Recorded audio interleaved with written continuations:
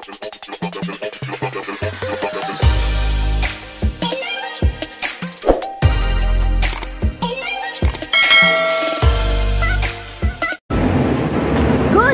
mga ka-Ride, ako nga pala yung Biking Princess.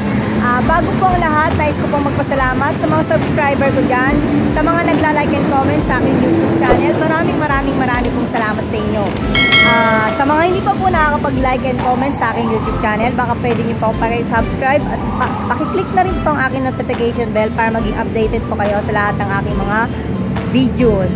So, paki-subscribe nyo na rin po ang aking kaibigan na si Fonky. Biyahe ni Fonky. Paki-subscribe nyo po siya. At paki-like and comment na rin po siya sa kanya mga vlogs.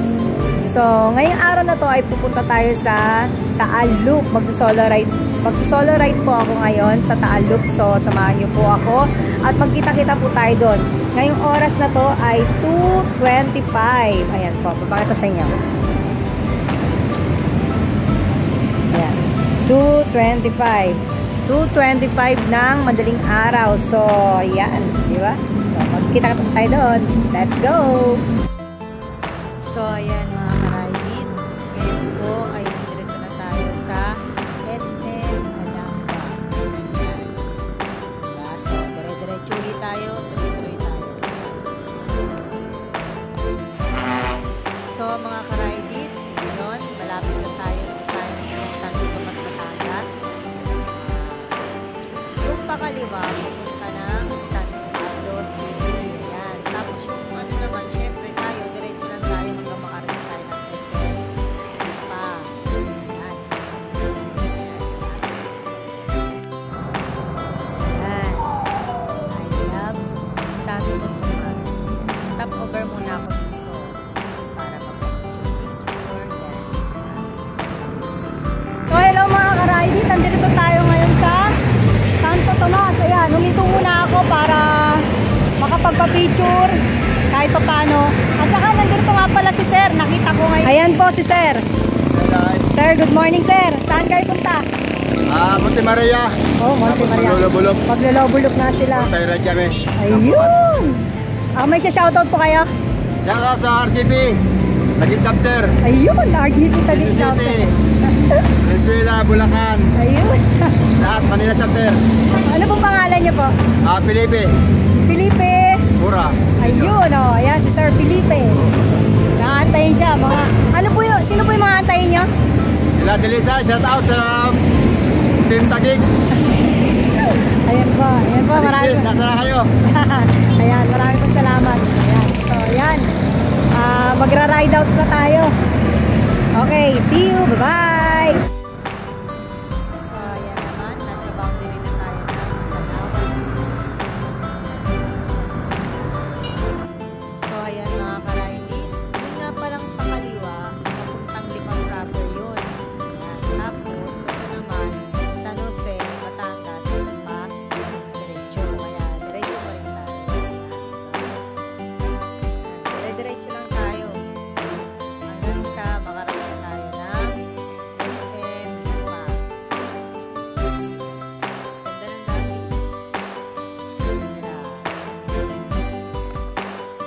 Isang takbo natin dito Ayan, malapit na tayo. Ayan na. Natatanaw ko na yung SM Lipa. Ayan. Kaso nga lang sarado pa kasi maaga pa. Ayan. Kaya diretso lang tayo ulit. Diretso lang hanggang sa makarating naman tayo ng boundary ng Cuenca.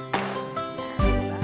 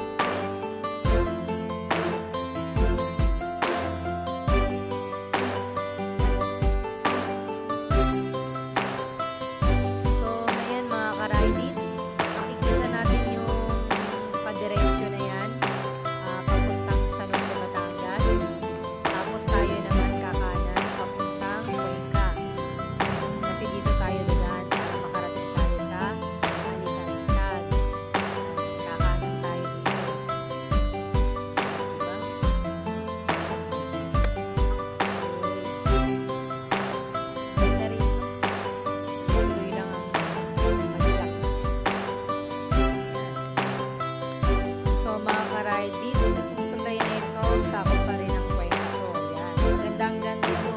Lubak-lubak. Talaga dito. Kapag gusto niyong pumunta rito, magtulog kayo. Yan. Magdaanan niyo yan. Ganda ng play na to. Yan. So, ayan mga ka-Ridey. Nandito na tayo sa Cuenca. Yan. Diba? Cuenca. Ayan. Huminto muna ako saglit. Ayan yung bike ko. So, diretso na. Picture lang na konti. Ayan. Grabe ang maisan dito sa Cuenca. Ang lawak. Ang lawak. So, ayan mga ka-Ridey, dito ang simbahan ng Alitagtag. Tapos, sa tapat yan, yun pala yun, nandyan pala yung signage ng Alitagtag. Nakalimutan ko kung pag-picture. Nagmamadali kasi. Ayan, so mga ka-Ridey, kapag nakita natin ang Jollibee nito na may signage na Ila Batangas, ibig sabihin, malapit na tayo pumasok sa boundary ng Taal, Batangas. Ayan. So, ayan mga ka-Ridey, malapit na tayo sa boundary ng Batangas, Taal, Batangas. Ibig sabihin lang yan, nalalapit na tayo sa Taal Church or sa Taal Basilica. Ayan. Sabi nila, ito daw yung pinakamalaking simbahan sa buong Asia. Kaya napakaswerte ko at makikita ko ito ng personal. So, ayan mga ka-Ridey, nandito na tayo ngayon sa simbahan ng Taal. Ayan. Saan ba tayo dadaan? Pwedeng dumaan. Ayan, diba? Hanggang natin. Ayan. Basilica of St. Martin de Tours, Taal Basilica. Asia's biggest Catholic Church. Ito pala yung pinakamalaking simbahan ng Katoliko sa buong Asia. So, lilibutin natin to. Excited ako Isipin mo for the first time. Nakarating ako dito Tapos nakabike lang ako. Ang saya ko talaga. Grabe.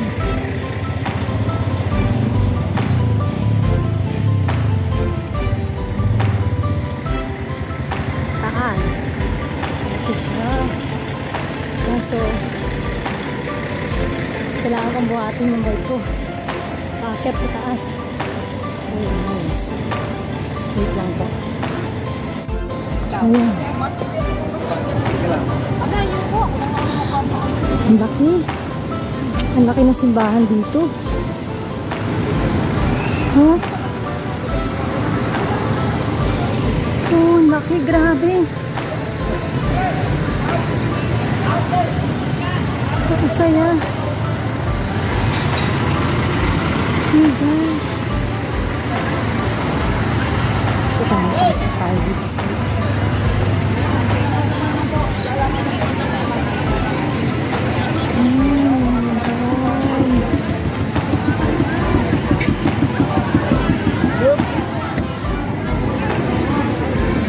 yan. Papasyal ko muna kayo rito. Punta muna tayo sa dulo para syempre makita ninyo yung lugar dito. Kahit na hindi kayo nakapunta rito sa Taal, sa simbahan ng Taal, at least kahit pa paano may pakita ko man lang sa inyo, diba? Ayan, Our Lady of Kaysasay Academy. Parang eskwelahan. Ayan. Ayan. St. Martin. Ganda. Ang ganda dito. Grabe.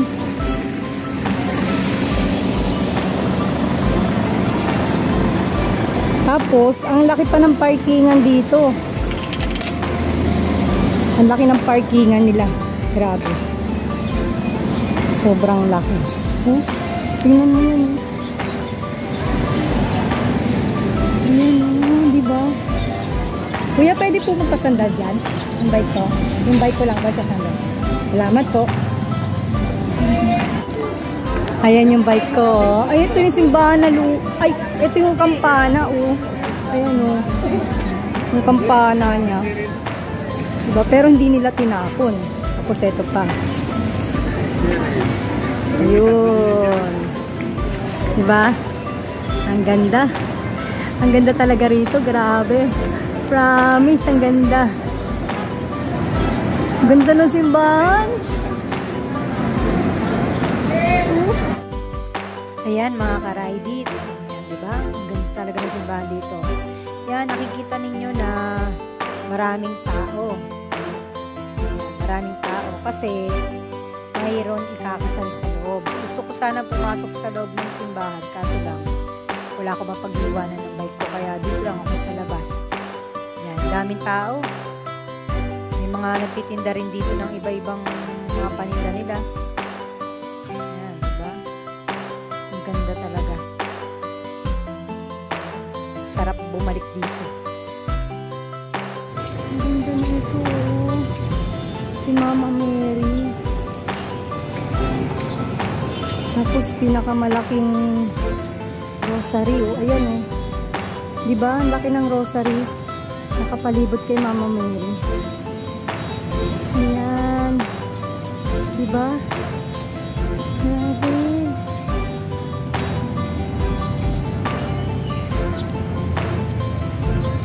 Ayan.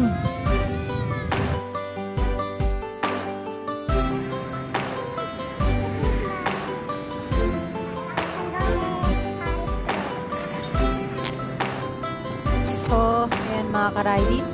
Nandito naman tayo ngayon sa SM Le Marie. Yan. Diba? Paikot na ako. Malapit na ako. See you again.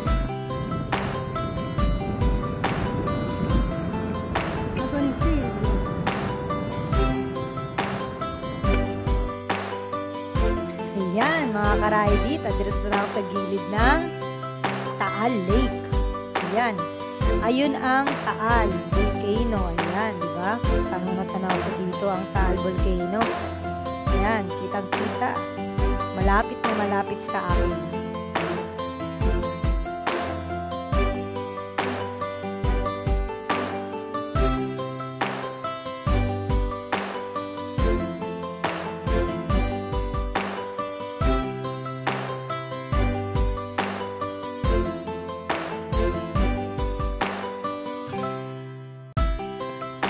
Grabe, ang ganda talaga.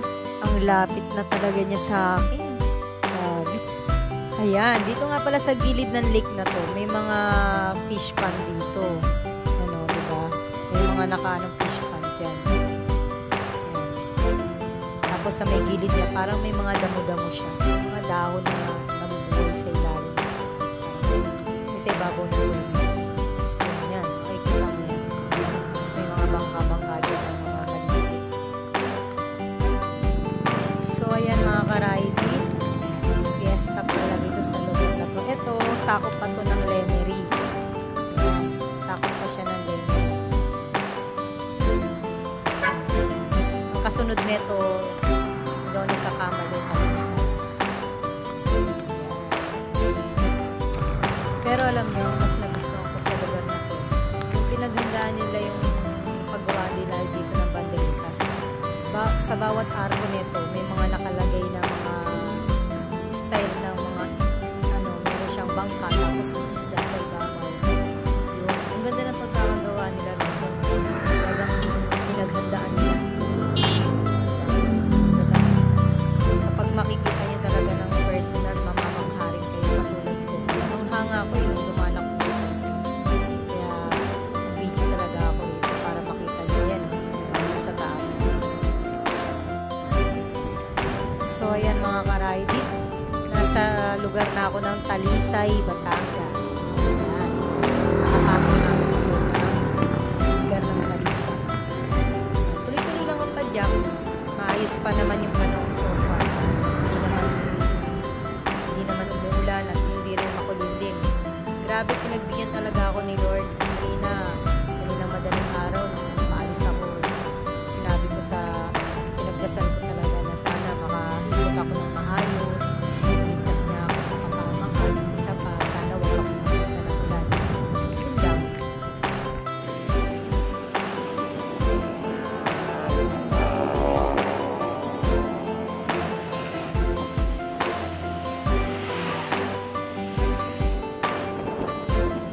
Yan, Tanawan na. Welcome to Tanawan. Yan. So, good afternoon mga ka-riding. Ako nga palang yung Biking Princess. Sa ngayon, nandito na ako sa Tanawan. Tanawan, Batangas na libot ko na yung Taaluk. Na-screenshot ko na kanina. So, dumating ako dito sa Tanawan ng 3:10. Ayan, 3:10. Ayan, 3:10 ng hapon. Umalis ako kanina sa Quezon City ng 2:20. So, hindi talaga rin biro ang pag-loop ng Taaluk. Pero masaya. Enjoy naman ako. Kasi maraming mga magagandang tanawin ako nakita. So, marami pong salamat sa mga nanood po ng vlog ko dito sa aking Taaluk. Sana po huwag kayong magsawa na panoorin lahat ng aking mga vlog para sa iba't ibang mga lugar na napupuntahan ko sa pamamagitan lamang po ng aking pagbabike. So, masayang masaya ako. At pag-iisipan ko po kung sasakay pa ba ako ng bus or dediretso na ako ng Araneta para mag-bike. Kasi po parang makulimlim po kanina po nung papunta na ako dito sa Tanawan. Medyo umambon-ambon na po. So, ayun. Yun lang naman po yung gusto kong mag-goal ko, yung Taaluk